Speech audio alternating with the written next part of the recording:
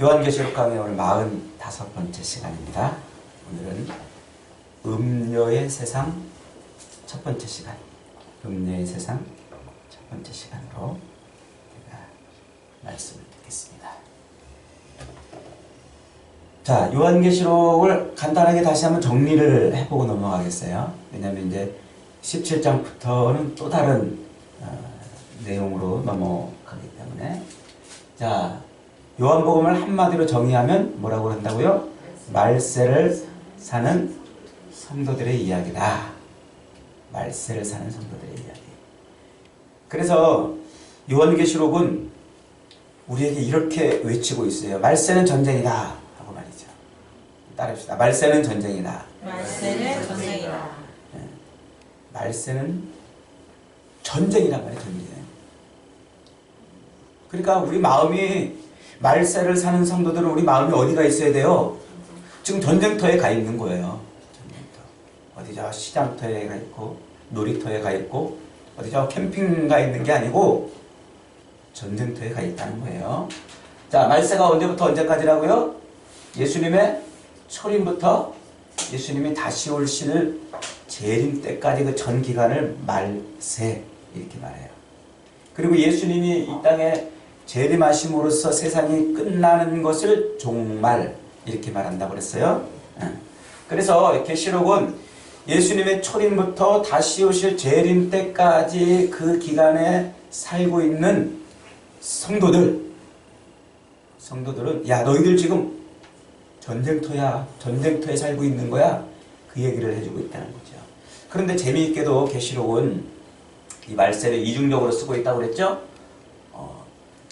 예수님의 초림으로부터 다시 오실 재림 때까지를 말세라고 표현하면서 동시에 그 기간을 성도의 탄생부터 죽음까지를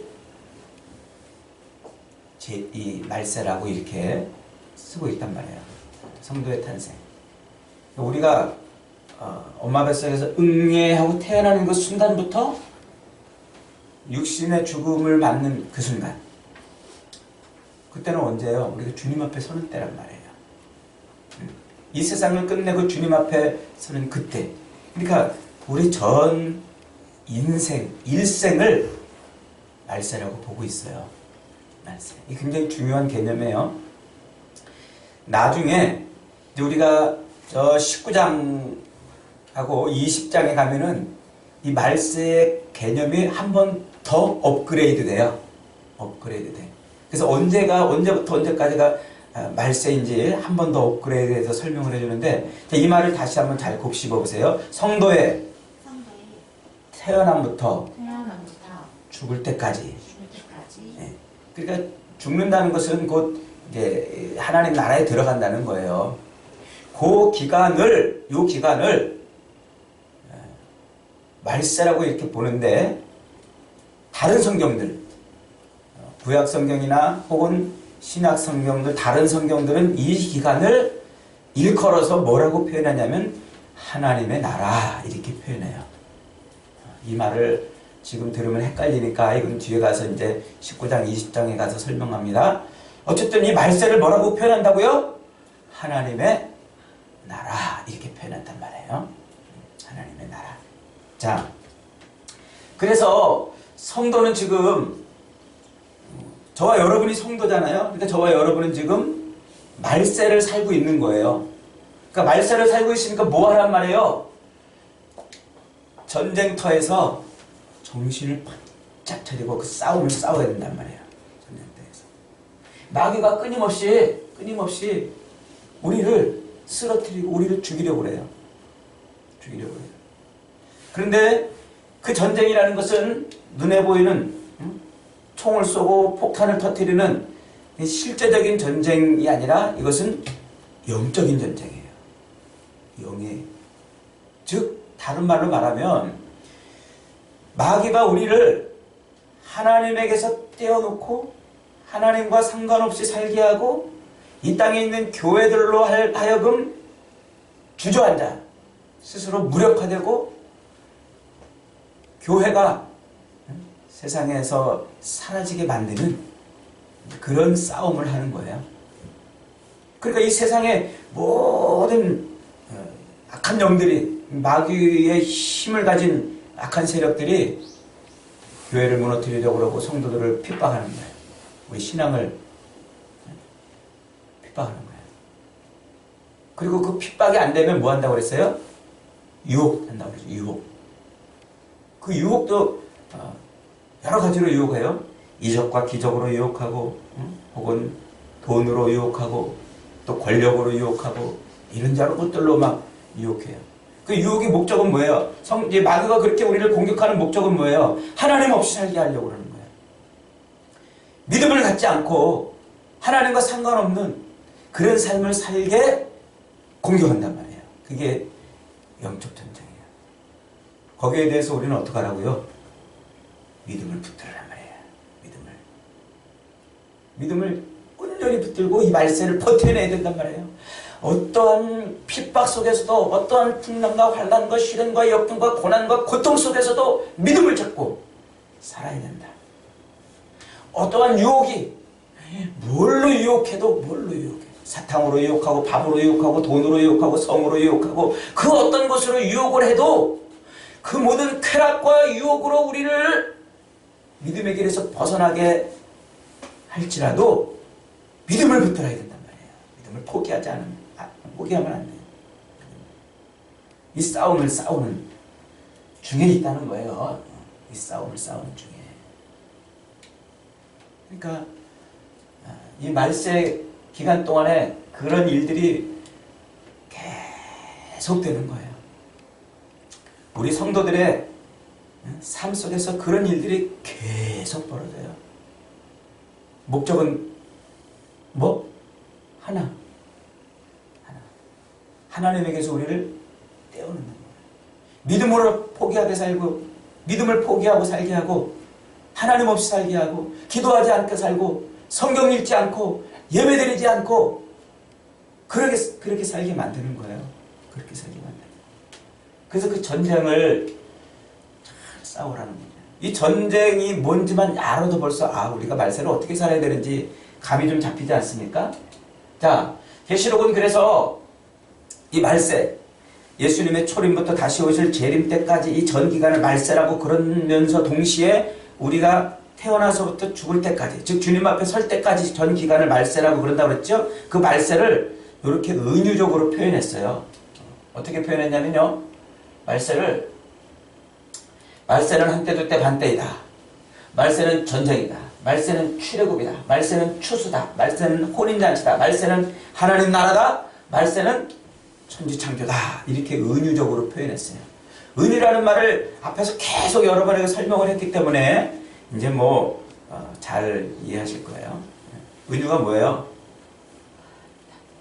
메타포. 네, 메타포. 너희는 세상의 빛이라. 너희는 세상의 소금이다. 실제로 우리가 소금이고 실제로 빛은 아닌데 그 세상 속에서 우리가 어떤 역할을 하고 어떠한 존재로 있어야 될지를 빛으로 설명하고 소금으로 비유하니까 우리가 세상에서 어떻게 살아야 되는구나 한 방에 이해가 된단 말이에요. 그렇게 이해시키는 비유를 은유라 이렇게 말한단 말이에요. 예수님을 어린 양이라고 비유하잖아요. 어린 양. 예수님이 실제로 음매하는 어린 양은 아닌데 이미 구약부터 아브라함 때부터 대신 죽어주는 누군가를 대신해서 죽어주는 그 양의 메타포 그 모습을 계속해서 구약에 가져왔잖아요. 그러니까 예수님은 우리를 위해서 대신 죽어주시는 분이란 말이에요. 그래서 예수님을 어린 양이라고 딱 표현하니까 구약 시대에서 죄인의 죄를 대신 짊어지고 죽어줬던 그 제물, 그 제물이 예수님하고 연결이 돼가지고 예수님이 어떤 분이신가 하고 이렇게 금방 이해가 되잖아요. 그게 은유란 말이에요. 은유. 그러니까 지금 그런 은유를 쓰고 있어요. 말세는 한때 두때 반때이다. 이미 앞에서 여러분에게 충분히 설명을 했는데 다 잊어버렸을 거예요. 그죠? 한때 두때 반때라는 것은 3년 반, 한때, 1년, 두때, 2년, 반 때, 반년, 3년 반 기간인데 이 3년 반이라는 것은 이제 어디서 왔다고 그랬습니까? 자, 옛날 다니엘이 마지막에 보았던 그 세상 끝날에 일어날 환상의 모습을 설명하는 그 용어로 한때, 두때, 반때를 가지고 있었다고 그랬잖아요. 그러니까 그 다니엘이 세상 끝날 때 보았던 그 환상을 메타포로 그대로 가져와서 세상 끝날 때는 어떤 일들이 어떻게 벌어진다 하는 거예요. 그런데 그 한때, 두때, 반때, 다니엘이 보았던 그 한때, 두때, 반때의 그 세상 종말의 끝에 있던 한때, 두때, 반때는 어떤 때냐면 아주 엄청난 핍박과 시련과 환란이 임하던 때란 말이에요. 그러니까 다시 말하면 이 말세는 지금 뭐라는 거예요? 시련의 기간이다. 환란의 기간이다. 고난과 고통의 시간이다. 신앙을 지키기 위해서 정말 그 고난과 고통을 감내하지 않으면 안 되는 시간이라는 거예요. 안 되는 시간. 그 다니엘의 이 말씀을 가지고서 그걸 메타포로 써가지고 지금 우리가 이 땅을 살 때, 이 말세의 기간을 지낼 때 아주 어렵고 힘들고 고통스럽고 고난의 그런 삶을 사는 그런 기간이다 하는 거예요. 그러니까 그런 고난 속에서 왜 나한테만 이렇게 고난이 있고 저 인간은 예수도 안 믿는데 막 잘 나가는 것 같고 저 인간은 뭐 좀 죄도 많이 짓는 것 같은데 나보다 훨씬 더 나는 열심히 이렇게 신앙생활 하는데 왜 나는 이렇게 어려움이 있고 고난이 있고 고통이 있고 왜 나에게만 이런 시련이 있나? 그러지 말라는 거예요. 이 기간 자체가 한때, 두때, 반때 그 고난과 시련과 환난과 역경과 고통 속에 있는 시대이기 때문에 그 고통의 바다에 누구나 다 있기 때문에 나만 특별히 고통스럽고 나만 특별히 괴롭고 나만 특별히 시련이 있고 환난이 있고 내 인생만 이렇게 재수가 없고 운이 없어가지고 이렇게 어려운가? 이러지 말라는 거예요. 이 기간 자체가 한때, 두때, 반때라는 거예요. 그 다음에 두 번째, 말세는 전쟁이다. 이건 이제 앞에서 설명한 개념이잖아요. 치열하게 싸워야 되는 그 기간이란 말이에요. 그 다음에 말세는 뭐라고 그랬어요? 출애굽이다. 출애굽. 왜 출애굽이라고 그럴까요? 옛날 이스라엘 백성들이 애굽에서 종살이 할 때 하나님께서 그들을 약속의 땅 가나안으로 보내시기 위해서 그들을 애굽에서 꺼내주세요. 애굽을 나오게 해주세요. 근데 그 애굽을 나오게 하실 때 그때 그냥 나오게 하지 아니하시고 큰 이적과 기적을 행하시고 그들을 꺼내주세요. 그 이적과 기적이 뭐예요? 나일 강물을 피로 물들이고 온갖 독종과 또 이런 우박이 떨어지고 흑암이 임하고 장자를 죽이는 애굽의 장자를 치는 그런 하나님의 권능과 능력의 손으로 그들을 건져주셨어요. 그래서 그들을 약속의 땅 가나안으로 가도록 해주신 거예요. 그리고 그들이 애굽에서 나올 때 온갖 금은 보화들을 잔뜩 챙겨갖고 나올 수 있도록 하나님이 역사하셨단 말이에요. 그러니까 말세는 출애굽이다라고 지금 설명하고 있는 게 뭐냐면 이 말세의 기간, 즉 내가 지금 이 시대를 살아가고 있는 이 말세의 시대를 살아가고 있는 이때 하나님은 지금 나를 건지시기 위해서 나를 구원하시기 위해서 나를 죄에게서 건지시기 위해서 온갖 능력과 권능으로 세상을 애굽을 짓밟은 것처럼 그렇게 세상을 지금 하나님이 주무르고 계신다는 거예요. 주무르고 계신다. 그래서 이 말세는 하나님이 하나님의 백성들을 구원하시려고 역사하시는 기간이란 말이에요. 역사하시는 기간. 그래서 말세는 출애굽. 말세는 추수. 뭐 이제 이해가 금방 되죠? 이제 다 곡식이 다 익었으니까 거둬들여요. 그래서 하나님의 백성들을 알곡들을 하나님이 거둬들이고 쭉정이는 어떻게 해요? 꺼지지 않는 불에 다 던지는 거예요. 거둬들여서 쭉정이를 창고에 들이지 아니하고 알곡만 창고에 들이는 거예요. 그러니까 하나님의 백성들을 쫙 걷어가지고 그래서 이제 알곡은 다 들이고 쭉정이는 이제 불에 태우는데 그때가 그 알곡과 쭉정이를 구분할 때 어떻게 구분해요? 키질을 한단 말이야. 이렇게 슉슉 키질 알죠? 이만한 그 삼태기 같은 건데 거기다가 이제 나다를 다 붓고 추수한 나다를 다 넣고 흔들면요 까부른다고 그러죠. 막 흔들면은 그러면은 알곡은 슉슉슉슉 모이고 축정이는 슉슉슉슉 밖으로 나가요. 그러니까 세상을 막 뒤집어요 막. 그래서 요동을 치게 만드는 거예요. 흔드는 거예요. 세상을 흔들어 보면 누가 축정이고 누가 알곡인지 보이는 거예요. 보이는 거예요. 그러니까 여러분 세상에 지금 이런저런 일들이 막 일어나고 있잖아요. 이런저런 일들이 막 터지는데 그런 일들을 당하면서 겪으면서 누구는 믿음이 점점 더 강해지는 사람이 있는가 하면 그런 일을 겪으면서 믿음이 상실되고 오히려 하나님을 떠나고 교회를 떠나는 사람들도 있어요. 그들은 축정인 거예요. 제가 이 부분을 설명하면서 이렇게 한번 예를 든 적이 있어요. 쌀벌레가 쌀 속에 잔뜩 있었는데 그 쌀벌레를 골라내려고 어떻게 한다고 그랬어요? 바닥에다가 쌀을 쫙 펼쳐냈다고 그랬잖아요. 그렇게 쫙 펼쳐지면 하나님이 딱 볼 때 어떤 게 알곡이고 어떤 게 벌레인지 다 보인단 말이에요. 그러니까 추수 때는 하나님이 그렇게 세상을 막 요동치게 흔들어 보는 거예요. 막 이렇게도 흔들어 보고 저렇게도 흔들어 보고. 그래서 여러분이 지금 믿음이 있는 사람인지 흔들어 본다니까요. 물질로 흔들어 보고 건강으로 흔들어 보고 돈으로 흔들어 보고 이런저런 어려움과 시련들을 풍랑이 일게 한번 흔들어 봐요. 흔들어 보면 어떻게 돼요? 흔들면 그가 알곡인지 축정인지가 보인단 말이에요. 보인단 말이에요. 그 다음에 말세는 뭐라고요? 혼인잔치예요. 누가 우리랑 결혼해요? 예수님이 우리 신랑이 되시는 거예요. 예수님이 진짜 우리의 신랑이 아니라 그 혼인잔치, 신랑과 신부가 다 결혼해가지고 이제 새로운 삶을 사는 그런 모습을, 그런 메타포를 예수님과 우리의 관계로 이렇게 설명하는 거예요. 얼마나 기쁩니까? 말세는 아까 뭐라고 그랬어요? 이 하나님 나라.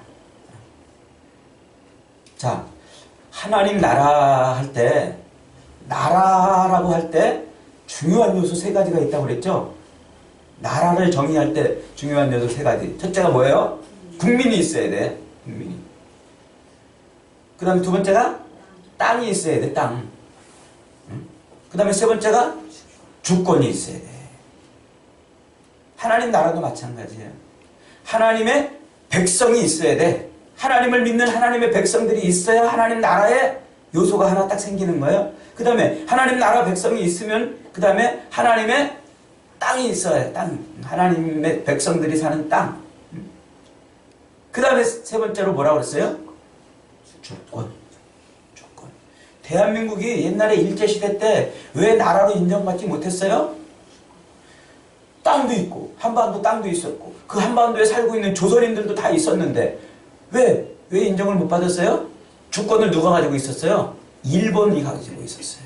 일본이 자기들 마음대로 주권을 가지고 자기들 마음대로 우리나라를 통치했단 말이에요. 하나님 나라라는 말은요, 하나님의 백성들을 하나님께서 뭐 하시는 거예요? 통치, 다스리는 거예요. 다스리는 거예요. 그래서 하나님께서 하나님의 백성들을 자기의 이 통치력을 갖고 통치에 가는 그것을 뭐라고 부른다고요? 하나님 나라라 이렇게 불러요. 그러니까 이 말세는 무슨 기간이냐면 하나님이 마음대로 자기 백성들을 통치하는 때예요. 지금 저와 여러분이 하나님을 우리 인생의 주인으로, 왕으로, 내 인생의 왕으로 아멘하고 받아들였습니까? 그러면 지금 우리는 하나님의 통치를 받고 있는 거예요. 그러면 우리는 지금 하나님 나라 안에 있는 거예요. 지금 하나님 나라 안에. 이 개념이 19장 20장에서 아주 중요하게 쓰임 받아요. 천년왕국이라고 이제 한 2주나 3주 뒤에 설명을 할 건데, 지금 우리가 천년왕국을 살고 있냐, 아니면 천년왕국이 언제 올 것이냐, 이런. 그래서 천년왕국은 뭐 후천년설, 그 다음에 무천년설, 혹은 세대주의 천년설, 혹은 역사적 전천년설, 이렇게 4가지로 구분을 하는데, 그렇게 구분할 때 그런 것을 이해하기 위해서는 이 하나님 나라 개념이 굉장히 중요해요. 그래서 말세는 하나님 나라라고 지금 설명하고 있는 거예요. 그리고 말세는 뭐라고요? 천지, 창조, 새 창조가 일어나는 거예요. 새 창조가. 그래서 새 하늘과 새 땅이 열리는 거예요. 이 말세는 그래서 하나님이 새 하늘과 새 땅을 여는 기간이란 말이에요. 기간. 그래서 말세를 이렇게 이 예수님의 초림부터 재림 때까지를 이렇게 설명하고 있단 말이에요. 저와 여러분이 응애하고 태어나서 하나님 앞에 설 때, 주님 앞에 설 때까지 그 전 기간을 이렇게 지금 표현하고 있단 말이에요. 이해가 되시나요? 자, 그 다음에 요한계시록이 다루고 있는 7가지 주제가 있어요. 주제. 무슨 주제를 다루고 있느냐? 7가지 주제. 첫째, 말세를 다루고 있어요. 말세를. 그 말세를 아까 몇 가지로 은유적으로 표현했다고요? 7가지로 은유적으로 표현했는데, 그렇게 표현한 거예요. 두 번째, 이 요한계시록은요, 예수님의 계시예요. 그래서 주인공이 누구예요? 예수님과 우리예요. 그리고 말세는 우리가 곧 누구예요? 교회란 말이에요. 이 말세에 하나님의 백성들, 하나님을 왕으로 통치자로 섬기고 있는 하나님의 백성들이 이 땅에서 어떤 모습으로 살아가고 있는지 말하고 있는 게 교회란 말이에요. 교회는 저와 여러분이에요. 그래서 교회가 이 말세에 어떻게 살아내야 되는가 하는 이야기를 반복해서 해주고 있잖아요. 그리고 이 원수에 대해서 설명하고 있어요. 원수. 우리가 싸워야 되잖아요. 근데 대적이 누구라고요? 대적? 마귀 사탄이란 말이에요. 근데 그 마귀 사탄이 자기의 본 모습으로 딱 나타나지 않고 그 하수인들을 둔단 말이에요. 하수인들. 그래가지고 이런 모습 저런 모습으로 하수인들이 나타나가지고 그들이 우리를 공격하는 거예요. 지금 여러분에게 이렇게 설명한 적 있어요? 아주 마귀가 그냥 아주 막 흉측스럽고 보기만 해도 막 오줌이 찔끔찔끔 나올 것 같은 그런 모습으로 여러분 앞에 탁 나타났어. 그러면서 너 예수 믿지 마! 그러면 어떻게 할 거라고 여러분? 어떻게 할 거라고요? 희연대로 그러면 어떻게 할 거예요?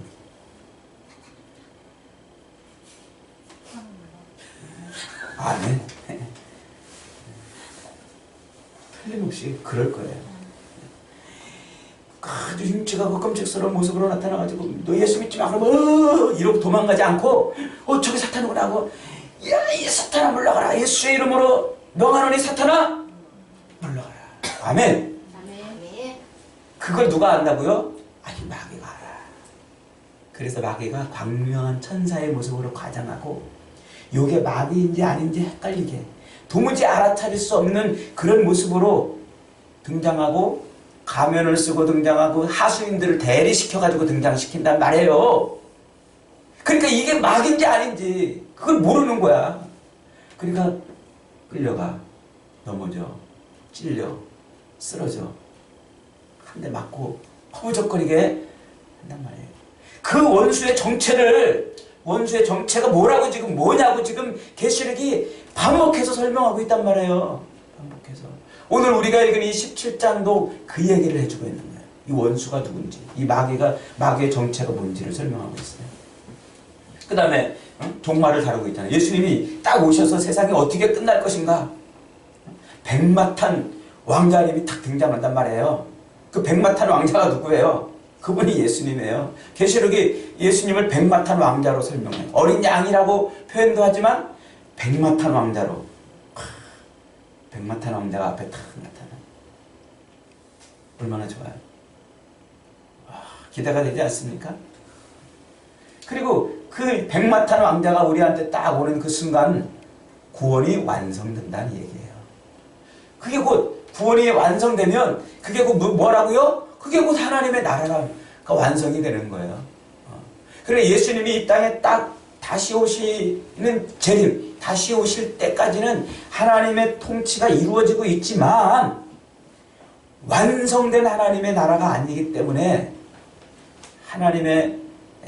하나님을 대적하고 반역하는 반역들이 계속 일어나요. 그걸 완성시키는 게 뭐냐면 예수님의 재림이에요. 재림을 통해서 이제 완전히 하나님의 나라, 그 누구도 반역이 없고 더 이상 눈물도 없고 더 이상 고통도 없고 슬픔도 애통하는 것이 없는 완성된 하나님의 나라가 이렇게 올 것이다 라고 설명을 해주는 게 지금 계시록이란 말이에요. 그걸 우리가 지금까지 설명 계속 들어왔어요. 들어왔는데 여러분들이 들을 때는 다 아멘 이러고 들었는데 지금은 자, 그 계시록은 전부 몇 덩어리 구조로 되어 있다고요? 7덩어리. 7덩어리. 자, 그 덩어리를 한번 봅시다. 첫째, 1장부터 3장까지는 계시록이 어떤 책인가 설명하고 있죠? 그리고 예수 그리스도가 누군지를 여러 말로 표현해주고 있어요. 여러 은유법을, 그 은유 메타포를 써가지고 예수님을 설명해주고 있단 말이에요. 그리고 이 말세를 살아가고 있는 교회의 다양한 모습들이 있다는 거예요. 어떤 교회들은 칭찬받는 교회가 있는가 하면 어떤 교회에서는 칭찬도 받았다가 책망도 받고 어떤 교회는 책망 받았다가 또 칭찬도 받고 어떤 교회는 책망만 받고 이런 다양한 교회 모습이 지금 있는 거예요. 지금 우리 교회도 우리가 이 한국 교회도 그러잖아요. 어떤 교회는 진짜 제가 볼 때 와 정말 제가 그 교회 가서 신앙생활하고 싶은 교회가 있어요. 그 어떤 교회는 진짜 기가 찬 교회들이 있어요. 여러분 교회 건물 사이즈 보지 마세요. 절대. 우리 교회가 작아서 제가 그런 얘기 하는 거 절대 아니에요. 진짜 주님 앞에 딱 서는 순간 여러분 보면 알아요. 그 강단에서 무슨 말씀이 외쳐지는지를 보면 알아요. 절대로 여러분 속으면 안 돼. 속으면 안 돼. 광명한 천사의 모습으로 나온단 말이에요. 미혹하려고. 하나님에게서 떠나고. 하나님 믿는 것처럼 스스로 만들어버려요. 여러분 진짜 우리가 예수님이 재림하는 그 순간 주님 앞에 딱 섰어요. 주님 앞에 딱 섰는데 주님이 너 뭐냐? 이렇게 하면 여러분 어떡하실 거예요? 그때가 뭐 어떻게 해요? 주님 저 모르시겠어요? 저 모르시겠어요? 제가 주의 이름으로 권능을 행하지 않았습니까? 주의 이름으로 많은 이적을 베풀고 주의 이름으로 선지자 노릇도 안 했습니까? 저 모르시겠습니까? 이 불법을 행하는 자들아, 하나님의 법이 아닌 불법을 행하는 자들아, 내게서 떠나가라 하신다잖아요.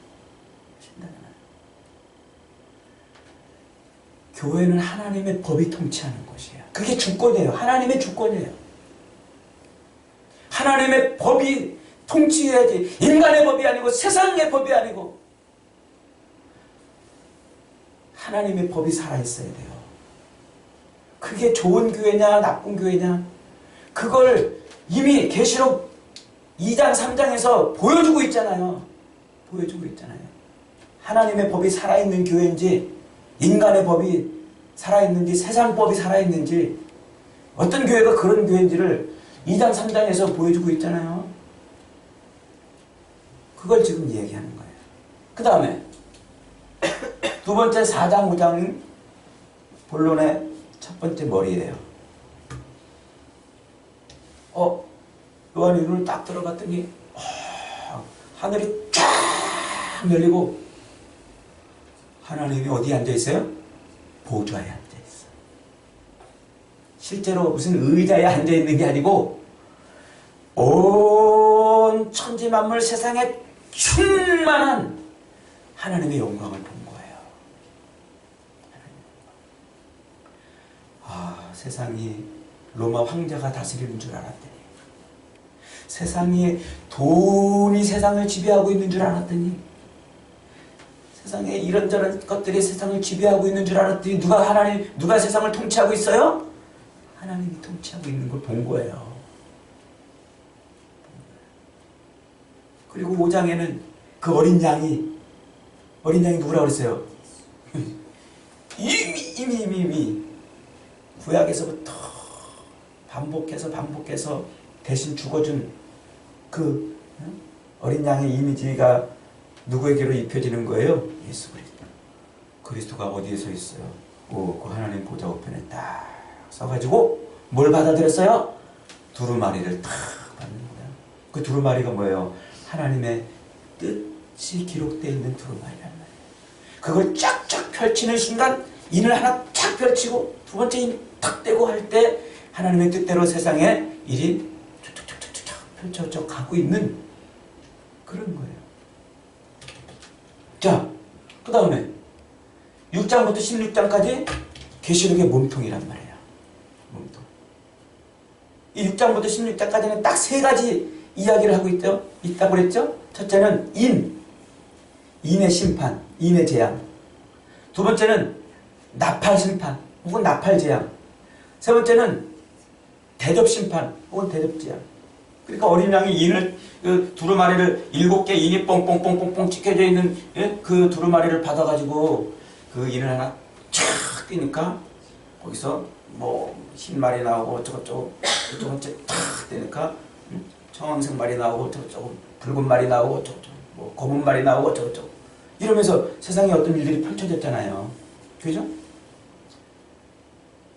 그 다음에 그 7번째 인이 딱 떨어지니까 세상이 잠잠하고 조용하고 고요해지고 세상의 심판이 끝났어요. 그리고 나팔 재앙으로 넘어가요.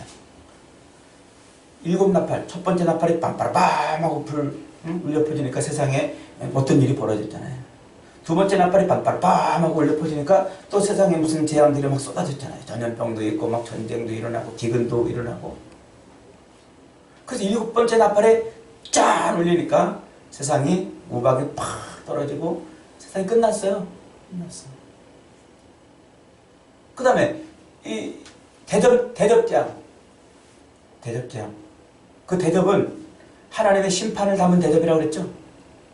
근데 그 대접은 어떻게 쓰인다고 그랬어요? 성도가 기도할 때 그 기도를 담아 올리시던 대접이란 말이에요. 그 성도의 기도가 하나님이 세상을 심판하실 때 쓰시는 귀한 재료들이란 말이에요. 그래서 그 기도를 다 받으시면 그 기도대로 하나님이 성전에 불을 담아서 세상에 엎어버려요. 그게 대접재앙이란 말이에요. 그렇게 나팔, 대접재앙이 세 가지가 쭉 이어서 나오는데 이게 21가지 재앙을 말하는 게 아니라 7재앙을 3번 반복했어요. 7재앙. 인의 재앙 이쪽 관점에서 보고 나팔 재앙을 이쪽 다른 관점에서 또 보고 또 대접 재앙을 또 이런 관점에서 보고 그래서 7이라는 숫자와 3이라는 숫자를 반복해서 완전한 하나님이 세상을 심판하시고 하나님이 이 세상을 뒤집어 엎으시고 심판하시고 자기 백성들을 구원하시는 그 모든 일을 이루는 이 말세에 일어나는 이 일이 완전히 절대 어그러짐 없이 이루어진다는 것을 7이라는 숫자를 3번 반복해가지고 쓰고 있다고 그랬죠. 자, 그래서 인과 나팔과 대접재앙의 이야기가 6장부터 16장까지 있는데 그 중간에 삽입 설명장이 있다고 그랬어요. 말풍선처럼 뭔가를 설명하고 있어요. 그게 7장에 한번 설명장 붙어 있고 10, 11, 12, 13, 14장에 한 번 또 설명장이 붙어 있어요. 대접이 엎어질 때, 이 나팔이 울려 퍼질 때, 그때 뭔가 더 보충 설명을 해주는 내용이에요, 이게. 첫 번째, 두 번째 대접부터 세 번째, 또 세 번째 대접이 엎어질 때 그때 보충 설명이고 네 번째 대접 엎어질 때 또 보충 설명하고 이렇게 보충 설명하는 장이란 말이에요. 자, 그리고 19장 11절부터 21장 8절까지가 계시록의 결론이에요. 근데 이상해요. 17장부터 19장 10절까지가 어디 갔을까요? 이게 뭘까요? 여기에 요런 내용. 17장부터 19장 10절까지가 세상의 반역과 심판에 대한 이야기를 설명하고 있어요. 그리고 21장 8절까지는 결론이고 9절부터 이 마지막 22장 5절까지는 여기에 반대되는 새 예루살렘 교회의 승리와 구원에 대한 이야기를 해주고 있어요. 그리고 마무리 22장 6절부터 21절까지는 마무리 인사로 계시록이 그렇게 끝나요. 그래서 오늘 우리가 읽은 이 17장 1절부터 19장 10절까지 그 다음에 21장 9절부터 22장 5절까지는 뭔가 다른 설명을 좀 이렇게 해주고 있는 거예요. 자, 6장부터 16장까지 전체 이런 내용이 진행되고 있다고 그랬죠? 여기 지금 7장 하나 설명장, 그 다음에 10장부터 11장 12절까지 설명 좀 확대해서 보면 이렇게 보여요. 그 다음에 12장 1절부터 14장 20절까지 말세의 전쟁이 어떤 것인가 설명이 보여요. 그래서 같은 사건을 다른 각도에서 바라본 내용이라 하는 거죠.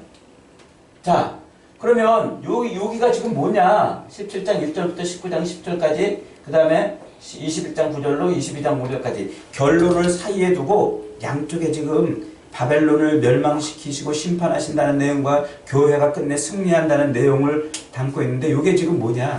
요 부분이 제일로 헷갈려요. 그래서 여기서 뭐 이상한 뭐 이론들이 많이 나오고 계시록에 대한 별의별 이야기들이 나오는 거예요. 요 구조를 잘 이해하고 있으면은, 자, 제가 이것을 설교 제목을 잡으면서 뭐라고 잡을까 하다가 그냥 음녀의 세상 이렇게 말했는데, 요게 사실은 요 6장부터 16장까지 말세의 세상에서 일어나고 있는 그런 일들을 좀 확대 보충 설명이라 이렇게 보면 돼요. 확대 보충 설명. 자, 그러니까 말세 전 기간은 전쟁이라고 그랬죠. 그래서 우리나라 6.25 전쟁은 6.25 북한이 주일날 새벽 4시에 남침해가지고 몇 년 몇 월까지 이렇게 진행된 전쟁이고 사상자가 얼마고 무슨 이래가지고 6.25 전쟁에 대한 큰 개요를 우리가 공부를 하잖아요. 그런데 그 개요, 전체 개요 속에 실제로 시간, 장소 때마다 전투들이 각 있었잖아요. 중공군이 어떻게 오고, 우리 병사들은 어떻게 하고, 미군은 어떻게 참여하고, 유엔의 16개 나라들은 어디에 들어가서 어느 지역에서 전쟁을 담당하고, 거기에서는 몇 번 승리하고 몇 번 지고, 또 어떤 사람들이 거기서 살아남았고, 영웅은 누군고, 이런 이야기들이 실제로 전투 안으로 들어가 보면 다양하게 있잖아요. 그 이야기를 17장 1절부터 19장 10절, 그리고 21장 9절로 22장 5절에서 그런 전투의 실제적인 모습을 보여주고 있는 거예요. 자, 오늘 우리가 읽은 이 17장은 세상에 아까 뭐라고 그랬어요? 우리 원수가 마귀가 우리를 하나님에게서 떼어놓고 우리를 공격하고 미혹하고 우리를 쓰러뜨리고 그러는데 그 실제적인 모습이 어떻게 나타나고 있는가 하는 걸 보여주는 거예요. 그래서 17장 1절 보세요. 또 7 대접을 가진 7 천사 중 하나가 내게 와서 말하여 이르되, 그랬잖아요. 자, 7 대접을 가졌다고 그랬으니까 16장 마지막 절로 7 대접이 엎어졌잖아요. 엎어지고 세상에 이제 심판이 끝났잖아요. 그런데 다시 7 대접을 가진 천사 중 하나가 말했다 라고 이렇게 말하는데 이게 순서적으로 계속 이어지는 순서라고 말할 수가 없지요. 당연히. 그러니까 이거는 다른 장면을 지금 다른 각도에서 설명하고 본 것이구나 하고 이해를 해야 돼요. 그래서 그게 뭐냐면 이 대접 재앙이 벌어지기 전에, 대접 재앙이 쏟아지기 전에 7 대접을 가진 천사가 지금 요한에게 말하고 있는 거예요. 말하고 있는데, 자, 지금 뭐라고 말하고 있습니까?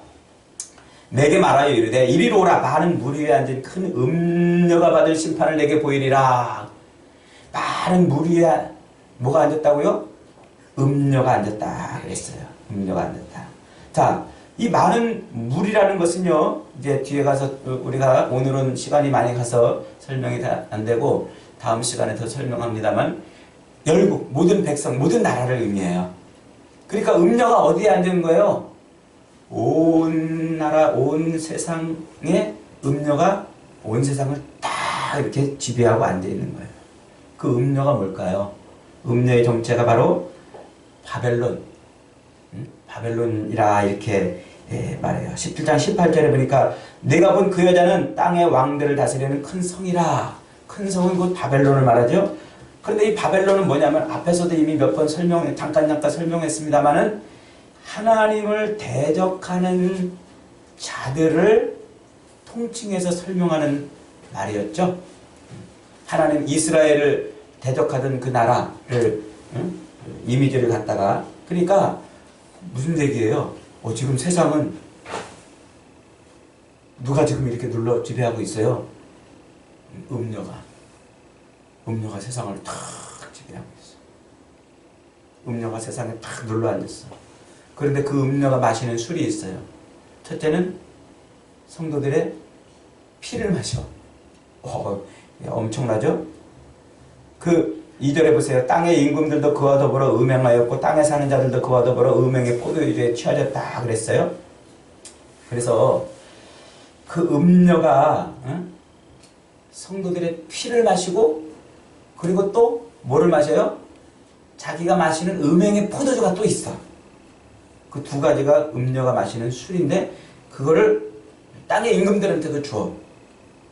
그 땅의 임금들도 그걸 마시는 거예요. 그러니까 이 음녀, 하나님을 대적하는 세력이, 하나님을 대적하는 세력이 성도들을 죽인단 말이에요. 그 피에 취하는 거예요. 성도들을 죽이고, 그렇게 신앙인 믿음의 사람들을 핍박해서 죽이는 거예요. 지금도 얼마나 많은 사람들이 순교를 당합니까? 그리고 음행의 포도주를 또 마시잖아요. 그것은 이제 다음 시간에 더 구체적으로 설명합니다만, 음행은 우상 숭배를 말해요. 하나님이 아닌, 하나님을 믿는다 그러면서도 세상 것을 붙들고 살려고 그러는 그 이중적인 태도, 그것을 하나님은 이스라엘 백성들의 그 모습을 보고서 음행한다고 계속 얘기하고 있거든요. 양다리 걸치는 거야.